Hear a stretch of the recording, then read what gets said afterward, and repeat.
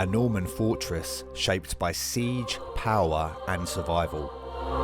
Walls that have stood for centuries. And a castle keep built to dominate everything around it. Join me as we explore one of England's most formidable medieval fortresses.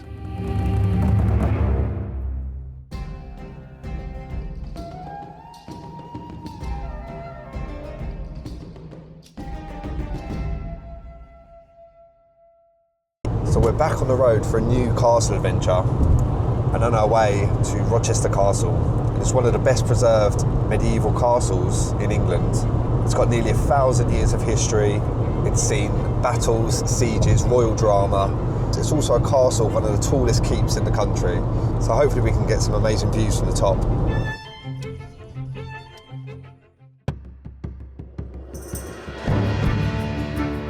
From the heart of Europe in our previous video, I'm heading back to England. Back across the continent to a castle shaped by conflict and built by the Normans.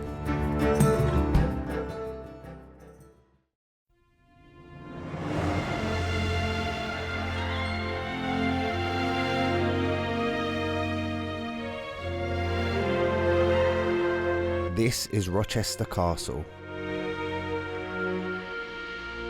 From above, the scale of the keep stands out immediately. Rising high above the surrounding town, it dominates everything around it.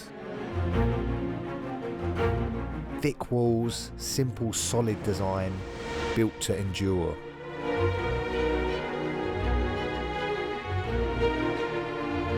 There's no unnecessary detail here. No layered defences like the King Edward I castles in Wales. Just a single massive structure built to stand firm. And even now, it still feels imposing.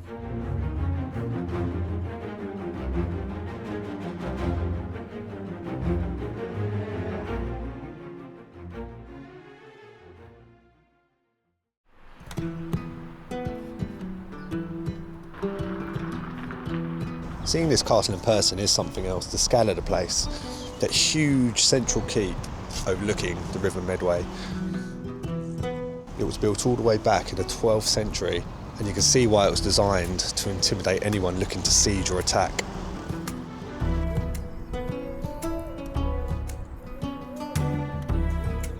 And you can really see how thick the castle walls are. I mean, these castles weren't just homes. They were strongholds, built to control movement, defend key routes, and withstand attack. While a fortress existed here earlier, the great stone keep you've seen today was built in the early 12th century, part of a shift towards stronger, more permanent defences.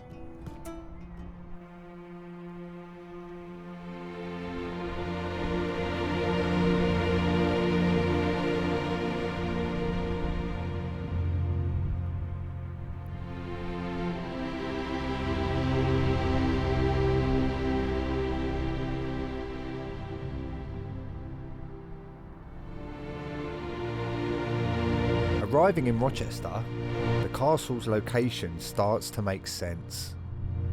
It sits beside the River Medway, next to one of the most important crossing points in the region.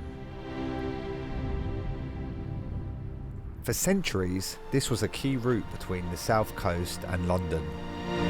Control this point and you control movement inland. And that makes this castle incredibly important.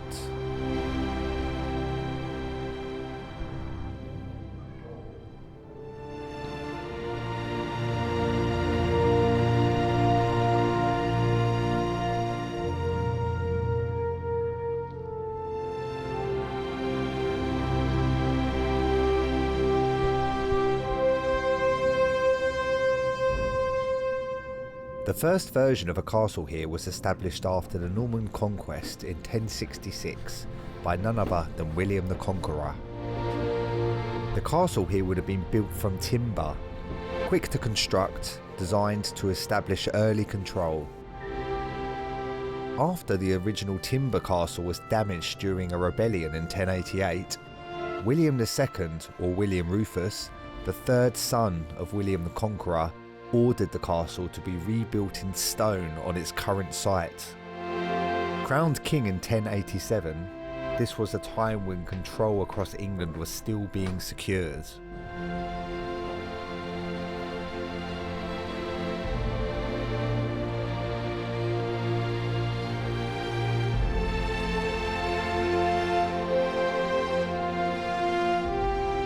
Later, under Henry I of England, building additions were made to the castle.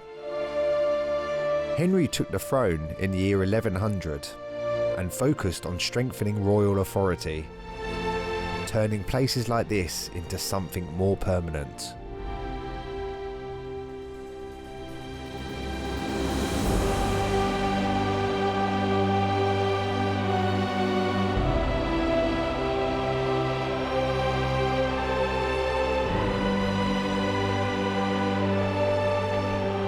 The stone castle build is often linked to Gundulf, Bishop of Rochester, also known as the Builder Bishop. He was a key figure in early Norman castle building, also associated with the Tower of London and a rebuild of Rochester Cathedral, just a few metres from the castle. Gundulf would have been commissioned by William II, the first to help with the initial Rochester castle stone build.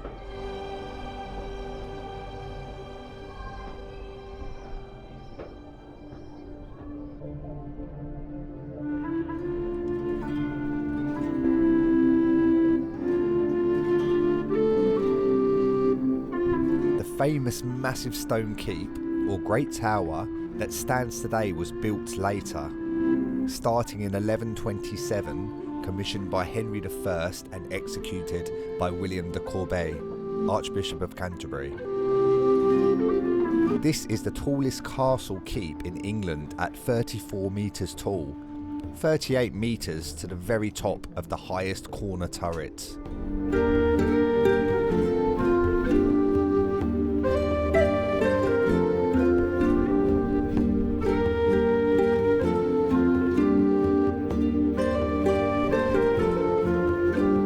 As well as the incredible height, the walls of the keep are up to a staggering 4 metres thick, designed to absorb impact and hold out during siege. Inside, the keep is divided by a thick cross wall, effectively splitting the castle into two main sections. Even if one side was taken, the other could still be defended.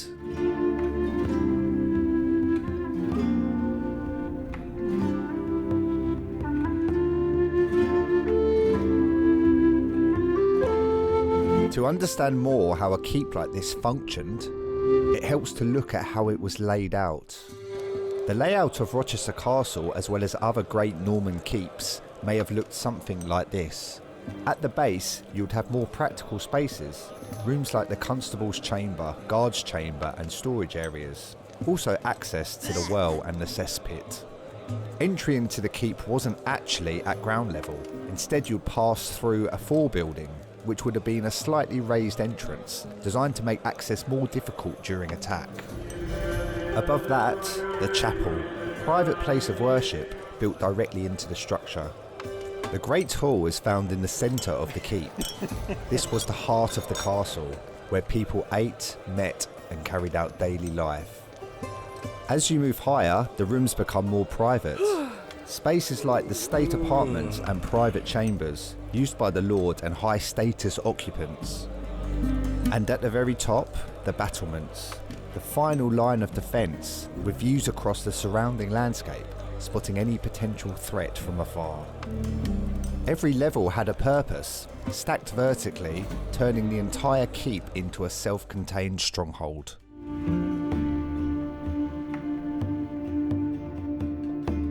This was a structure built with strong defence in mind. It was all about permanence, a structure built to last and to reinforce local authority.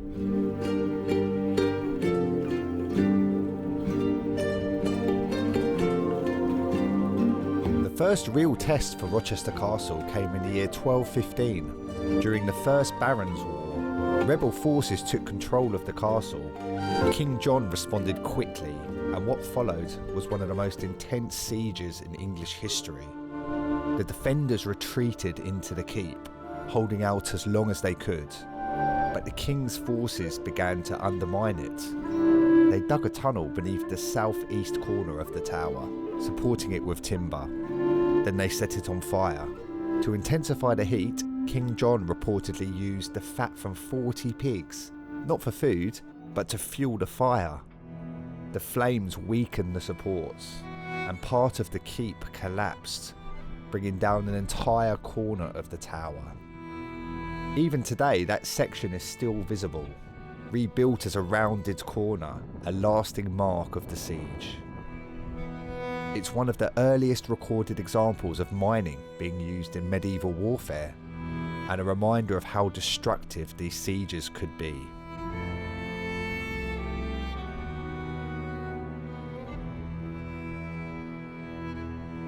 The castle didn't end there.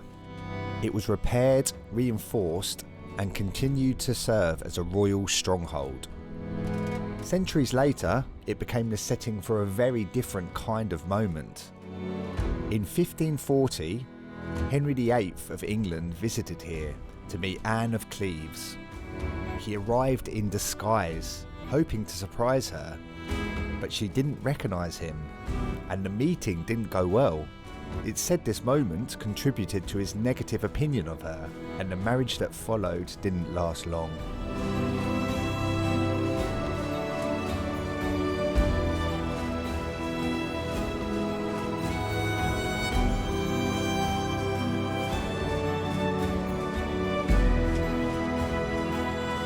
What makes Rochester interesting, it's not defined by just one moment, but by everything that happened here. Siege, royal power, everyday life, and survival through time.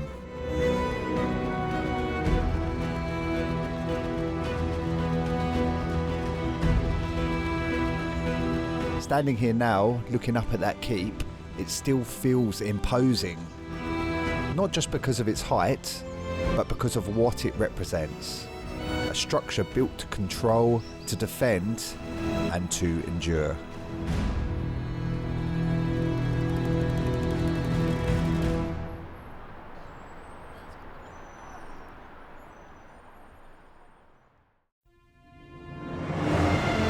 Next time, we head back into the heart of Europe, to one of my favourite cities, a place shaped by history